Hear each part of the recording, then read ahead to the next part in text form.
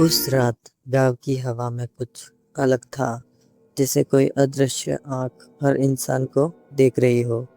और ठीक उसी रात शमशान घाट के पास पहली चीख गूंजी, इतनी भयानक कि पूरा गांव कांप उठा।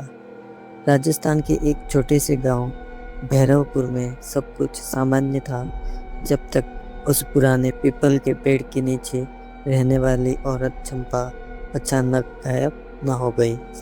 चंपा एक साधारण विधवा थी, लेकिन गांव वाले कहते थे कि उसकी आंखों में कुछ अजीब है, जिसे वह सब कुछ देख सकते हो। गांव का नौजवान राघव, जो शहर से आया हुआ था, इन अंधविश्वासों पर विश्वास नहीं करता था। लेकिन जब उसकी अपनी छोटी बहन मीरा ने कहा, भैया वो औरत मुझे बुला रही है पेड़ के पास, तो राघव के भीतर डर समा गया। अगले दिन सुबह चंपा की लाश शमशान घाट के पास मिली। उसका चेहरा पूरी तरह काला पड़ चुका था और आंखें खुली हुई थी, जैसे मरने के बाद भी वो किसी को घूर रही हो। गांव में अफवाह फैल गई, चंपा अब चुड़ैल बन चुकी है। लेकिन असली डर तो तब शुरू हुआ जब उसी रात दूसरी औरत सरोज अचानक पागलों की तरह हरकतें करने लगी। सरोज, जो गांव की दाई थी, हमेशा शांत रहती थी, लेकिन उस रात उसकी आवाज़ बदल गई, एकदम भारी और डरावनी।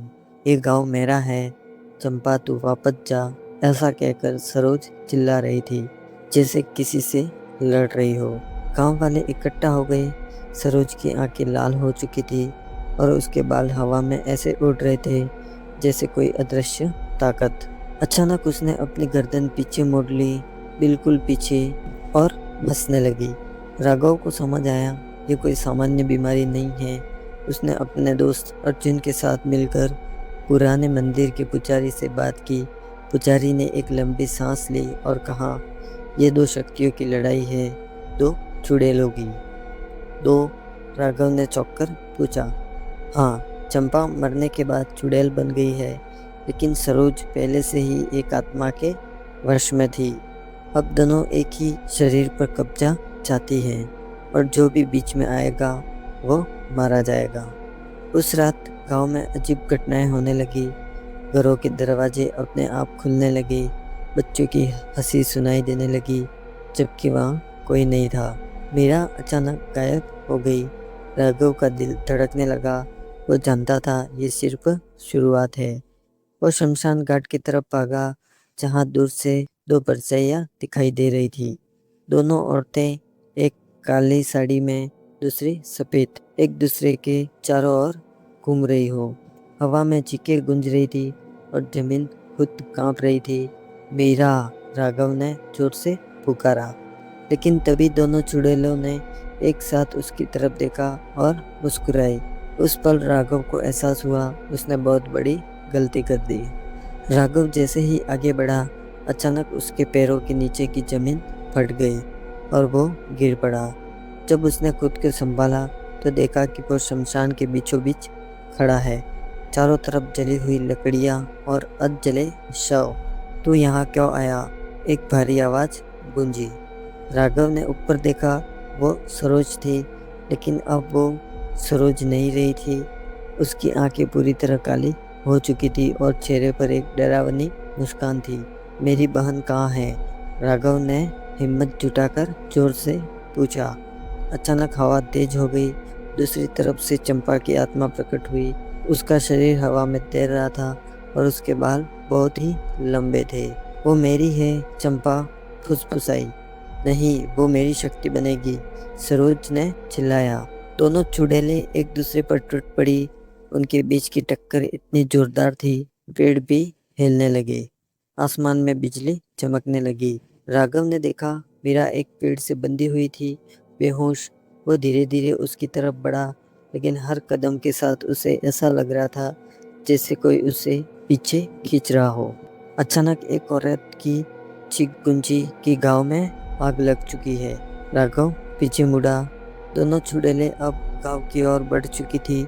उनकी लड़ाई अब सिर्फ शमशान तक सीमित नहीं थी, पूरा गांव उनकी चपेट में आ चुका था। घर जल रहे थे, लोग भाग रहे थे और हर तरफ चीखें थी।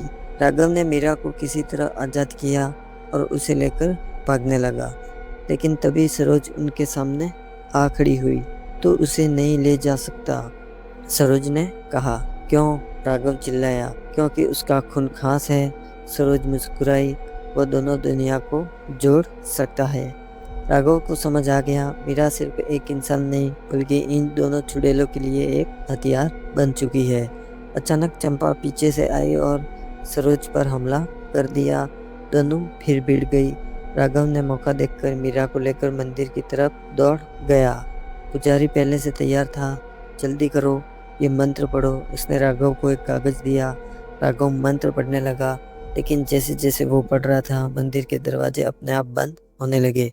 बाहर से दोनों चुड़ैलों की चीखें सुनाई दे रही थी। अचानक मंदिर की दीवारें हिलने लगी। वे आ गई हैं, पुजारी ने कहा।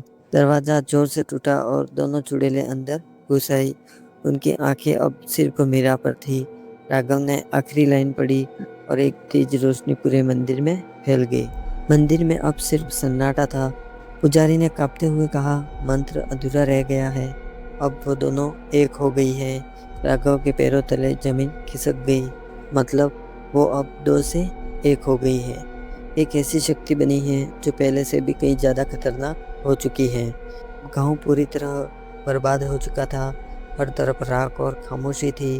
3 दिन बीत गए, मीरा का कोई अता पता नहीं। फिर चौथे दिन राघव को एक आवाज़ सुनाई दी। भैया! वो आवाज़ मीरा की थी। वो आवाज़ उसे उसी पीपल के पेड़ की तरफ ले गई। वहाँ उसने मीरा को देखा। वो खड़ी थी, बिल्कुल सामान्य, लेकिन उसकी आंखें पूरी तरह काली थी। मीरा! चिल्लाते हुए राघव आगे बढ़ा। मीरा मुस्कुराई, लेकिन वो मुस्कान इंसानी नहीं थी। अब मैं अकेली नहीं हूँ, मीरा ने कहा। अचानक उसकी आवाज़ बदल गई। 2 आवाज़ें एक साथ आने लगी। हम एक हैं। अब राघव समझ गया, चंपा और सरोज दोनों मीरा के अंदर जा चुकी हैं। राघव ने पूछा, तुम क्या चाहती हो? मीरा ने आसमान की तरफ देखा और कहा, पूरा संसार। अचानक हवा तेज हो गई, पेड़ हिलने लगे। राघव ने आखिरी कोशिश की, मीरा तू मेरी बहन है, तू ये सब नहीं कर सकती। कुछ पल के लिए मीरा की आंखों में हल्की सी चमक आई, जैसे वो अंदर से लड़ रही हो, लेकिन फिर वो खत्म हो गई। मीरा हवा में उड़ गई और तभी राघव ने वो किया जो सोच नहीं सकते थे। उसने खुद को उसी पेड़ से लटका लिया। उसकी मौत के साथ एक अजीब सी चीख गूंजी। मीरा जमीन पर गिर पड़ी। कुछ पल बाद उसकी आंखें फिर से सामान्य हो गई, लेकिन अब बहुत देर हो चुकी थी। पूरी तरह घाव खत्म हो चुका था और सिर्फ बची थी तो मीरा। लोग कहते हैं कि उस पीपल के पेड़ के पास आज भी एक लड़की खड़ी रहती है। वो राहगीरों को बुलाती है मदद के लिए, लेकिन जो कोई उसके पास जाता है तो उसकी आंखों का रंग बदल जाता है। तो दोस्तों, ये कहानी कैसी लगी जिसमें 2 चुड़ैलों की लड़ाई थी? तो ऐसी कहानी के लिए हमारे चैनल को सब्सक्राइब करें, वीडियोस को लाइक करें और ज़्यादा से ज़्यादा शेयर करें। धन्यवाद।